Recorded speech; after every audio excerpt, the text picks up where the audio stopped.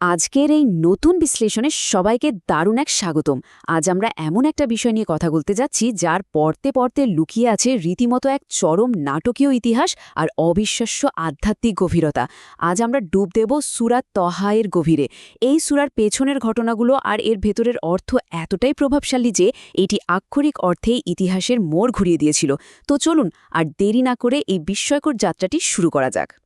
শুরুতেই একটা ব্যাপার জানিয়ে রাখি, আমাদের আজকের এই পুরো আলোচনা, ভেতরের প্রতিটা সূক্ষ্ম তথ্য এবং আয়াত, এগুলো সবই কিন্তু সরাসরি নেওয়া হয়েছে দ্য কোরআন প্রজেক্টের অত্যন্ত সমৃদ্ধ অনুবাদ এবং ব্যাখ্যা থেকে। এই নির্ভরযোগ্য উৎসটি আজ আমাদের পুরো পথ প্রদর্শকের ভূমিকা পালন করবে। আচ্ছা, শুরুতেই একটা প্রশ্ন নিয়ে একটু ভাবা যাক।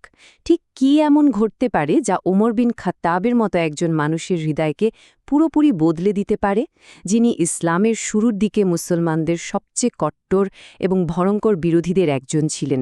তার মতো একজন মানুষের এমন অভাবনীয় রূপান্তর আসলে কিভাবে সম্ভব হলো? সেই সময়কার ঘটনাগুলোর দিকে তাকালে একটা চরম উত্তেজনাপূর্ণ পরিস্থিতি দেখতে পাই আমরা। ওমর মূলত নবীকে হত্যা করার এক ভয়ঙ্কর উদ্দেশ্য নিয়ে বের হয়েছিলেন, কিন্তু পথিমধ্যে তিনি জানতে পারলেন যে তার নিজের বোন ফাতেমা আর ভগ্নিপতি সাইদ বিন জায়েদ ধর্মান্তরিত হয়েছেন। রাগে অন্ধ হয়ে ওমর সোজা তাদের বাড়িতে ছুটে যান।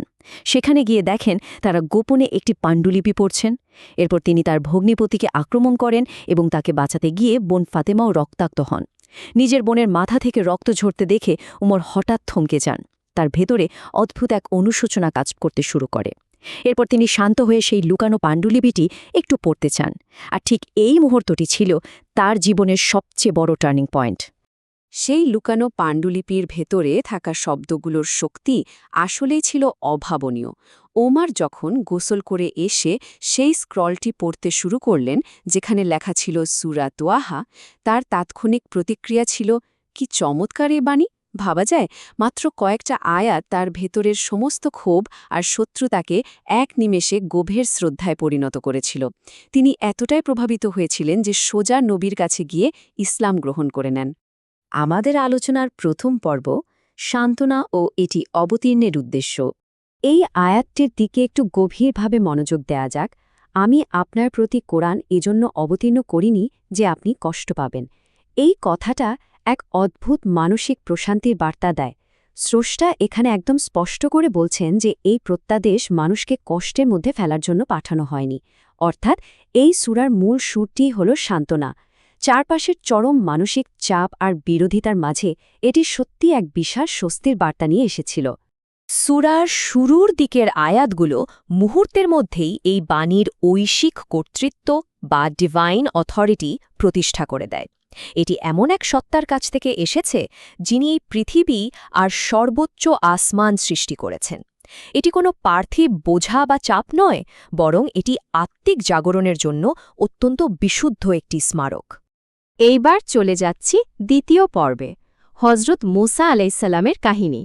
মুসা নবীর এই যাত্রার কাহিনীটি কিন্তু প্রচণ্ড রোমাঞ্চকর। রাতের অন্ধকারে দূরে একটা রহস্যময় আগুন দেখতে পাওয়া, হাতের কাঠের লাথি হঠাৎ করে জ্যান্ত আর দ্রুতগামী সাপে পরিণত হওয়া, সব মিলিয়ে এক অবিশ্বাস্য শুরু। এরপর তাকে মুখোমুখি হতে হয় ফেরাউনের মতো এক ভয়ঙ্কর শৈলশাসকের, আর সবশেষে রাজ্যের সেরা জাদুকরদের সাথে সেই শ্বাসরুদ্ধকর নাটকীয় লড়াই। এই পয়েন্টগুলো একদম স্পষ্ট করে তোলে যে তাকে ঠিক কতটা বিশাল আর ভয়ঙ্কর এক প্রতিপক্ষের মোকাবেলা করতে হয়েছিল। একটু ভেবে দেখুন তো অবস্থাটা।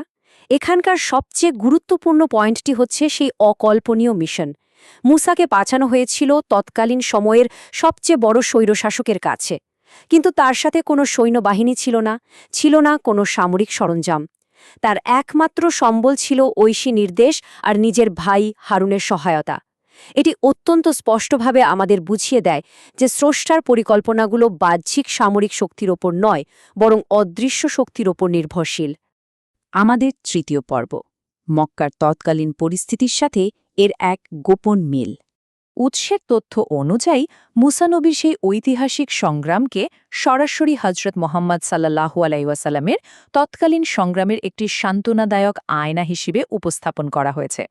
বিষয়টা দারুণ, তাই না? একদিকে মুসার প্রতিপক্ষ ছিল ফেরাউনের স্বৈরশাসন এবং জাদু, আর ঠিক অন্যদিকে মোহাম্মদ সাল্লাল্লাহু আলাইহি ওয়াসাল্লামের প্রতিপক্ষ ছিল মক্কার নেতাদের চরম বিরোধিতা এবং অপপ্রচার। একটু তলিয়ে দেখলে বুঝতে পারব এটি আসলে ছিল এক অসাধারণ মনস্তাত্ত্বিক হাতিয়ার। আরবের মানুষজন আগে থেকেই মুসা নবীকে পরম শ্রদ্ধা করত।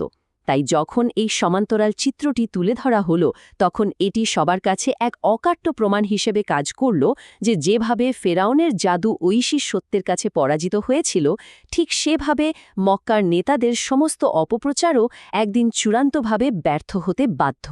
এবং আমাদের শেষ পর্ব, মূল শিক্ষা ও প্রার্থনা।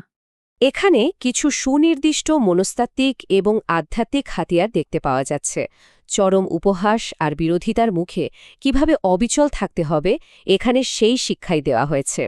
গভীর ধৈর্য, সৃষ্টার ইচ্ছার কাছে নিজেকে সমর্পণ করা এবং প্রার্থনার মাধ্যমে প্রতিনিয়ত নিজের আত্মবিশ্লেষণ করা। আজকের যুগের প্রচণ্ড মানসিক চাপ এবং প্রতিকূল পরিবেশে টিকে থাকার জন্য এগুলো অত্যন্ত কার্যকরী পদ্ধতি, তাই না? আর আপনার পরিবারবর্গকে নামাজের আদেশ দিন এবং তাতে অবিচল থাকুন। শুভ পরিণাম তো মুত্তাকিদের জন্যই। সূরার উপসংহারমূলক এই নির্দেশনায় মূলত আধ্যাত্মিক অবিচলতার কথাই বলা হচ্ছে।